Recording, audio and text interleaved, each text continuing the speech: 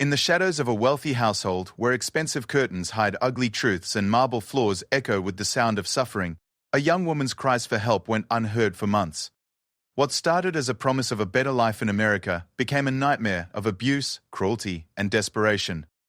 But sometimes, when darkness seems to swallow all hope, an unexpected hero emerges from the most unlikely place.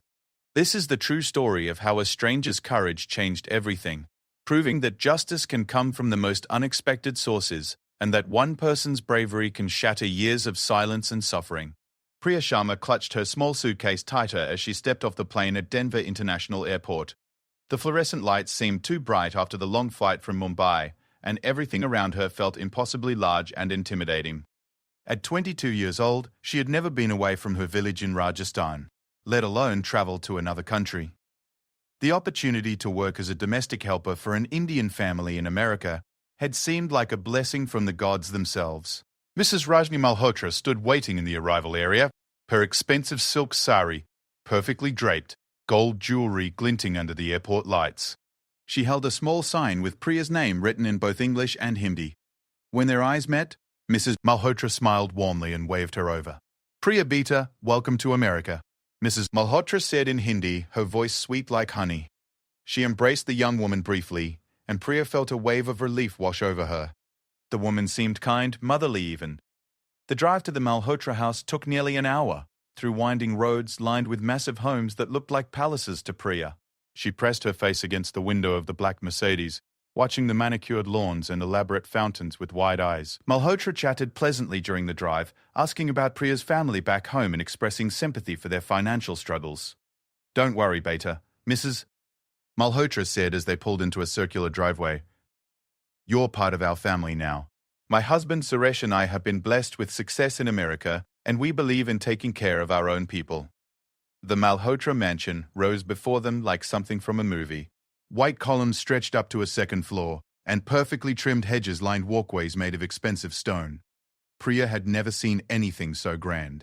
Her own family's small mud brick house could probably fit in the garage. Inside, the house was even more magnificent. Crystal chandeliers hung from high ceilings, and the floors were made of polished marble that reflected everything like a mirror.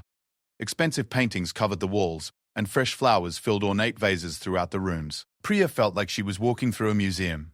"This will be your room, Mrs. Wallace," Malhotra said, opening a door near the back of the house. The room was small but clean, with a single bed, a small dresser, and one window that looked out onto the backyard. After sharing a single room with her three sisters back home, having her own space felt luxurious. "The bathroom is down the hall, Mrs. Grays," Malhotra continued. "You'll share it with the other staff, though there's only the gardener who comes twice a week and the pool cleaner who comes Fridays." Priya nodded eagerly, still overwhelmed by her good fortune. Mrs. Malhotra outlined her duties, which seemed reasonable enough. She would help with cooking, cleaning, laundry, and general household maintenance. In return, she would receive room and board plus $400 per month, which was more money than her father made in 6 months back in India. "There are just a few house rules," Mrs. Brad Malhotra said, her tone becoming slightly more serious. "We value privacy and discretion. What happens in our home stays in our home. We don't allow outside visitors or phone calls during work hours. And punctuality is very important to us. We expect tasks to be completed on time and done correctly the first time." Priya agreed to everything without hesitation. She was grateful for the opportunity and determined to work hard to prove herself worthy of the Malhotras' trust. The first few weeks passed smoothly enough. Priya woke at 5 each morning to prepare breakfast, spending her days cleaning the massive house, doing laundry, and helping Mrs. Darman Malhotra with various tasks. The work was physically demanding, but she was young and strong, and the thought of the money she was earning kept her motivated. Mr. Suresh Malhotra was often away on business trips. When he was home, he seemed kind but distant, usually buried in his laptop or talking on his phone. He worked in technology and had built a successful software company that employed over 100 people. The couple had been in America for 15 years and had accumulated impressive wealth, but Priya began to notice small changes in Mrs. Malhotra's behavior as the weeks passed. The warm smiles became less frequent, and her voice took on a sharper edge when giving instructions. She started pointing out minor imperfections in Priya's work, always with a disappointed sigh. "The floors aren't as clean as they should be," she would say, running her finger along a surface that looked spotless to Priya. In America, we have higher standards. You'll need to work harder if you want to succeed here. Priya tried her best to improve, staying up later to finish tasks and waking even earlier to ensure everything was perfect. But somehow, Mrs. Malhotra always found something wrong.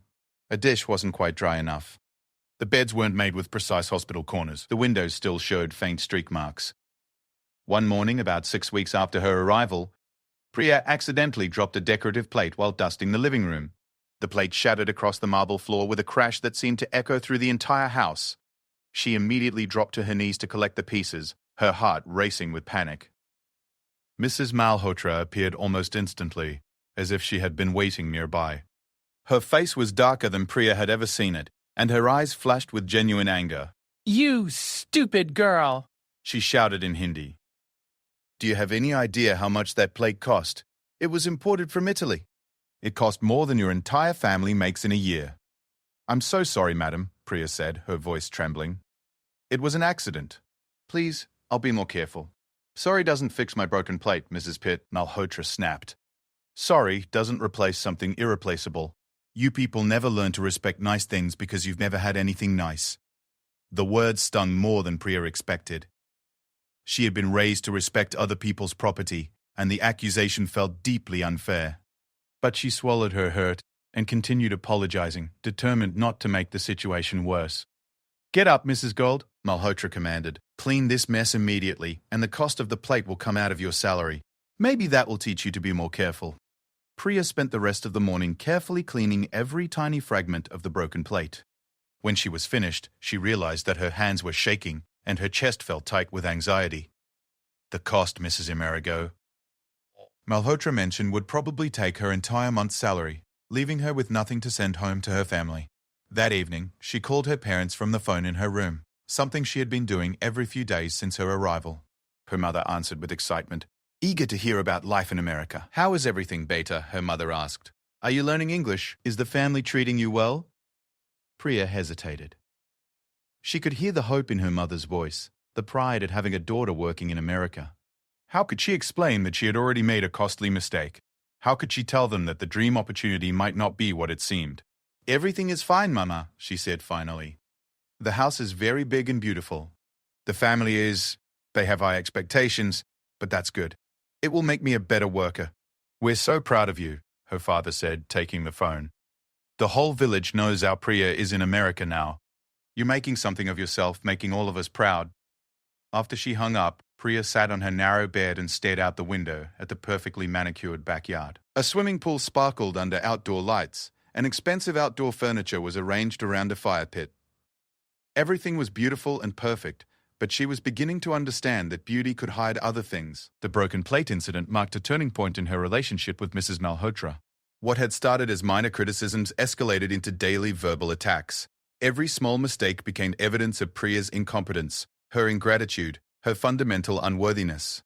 "I don't know why we bothered bringing you here," Mrs. Malhotra would say. "There are plenty of American girls who would be grateful for this opportunity. But no, we felt sorry for your poor family and thought we were doing a good deed." The verbal abuse began to wear on Priya's spirit. She found herself walking on eggshells throughout the house, terrified of making any mistake that might trigger another explosion of anger. Her sleep became restless, and she developed a nervous habit of checking and rechecking her work multiple times. Mr.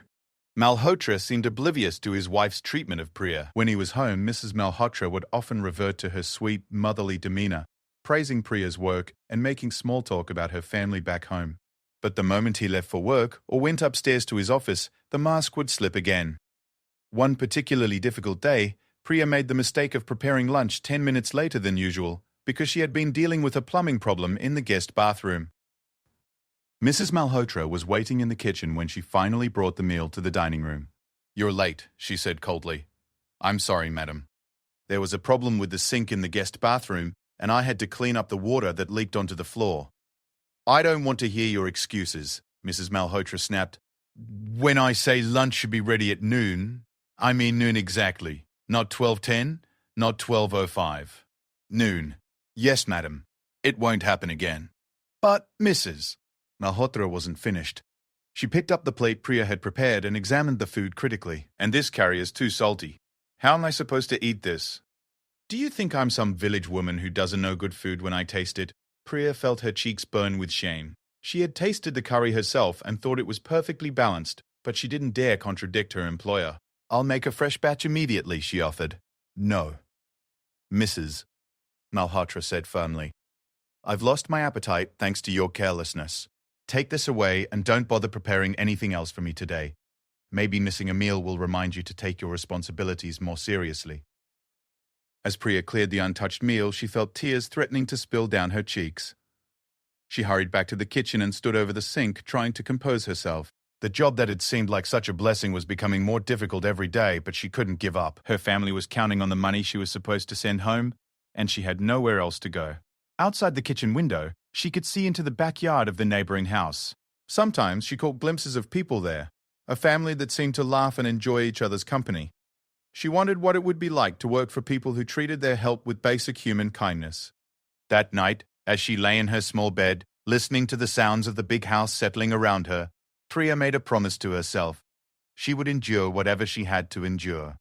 She would send money home to her family and make their sacrifices worthwhile.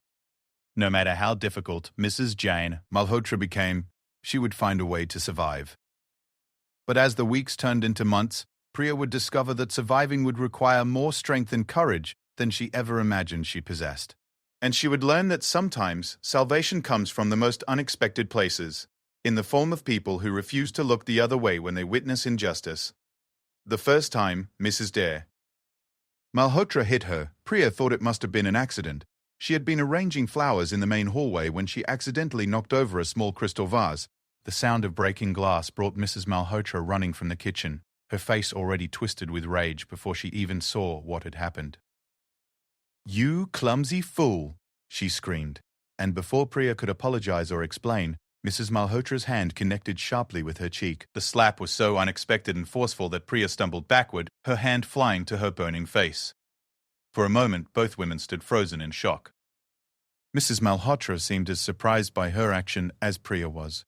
Then, her expression hardened, and any trace of regret vanished from her features.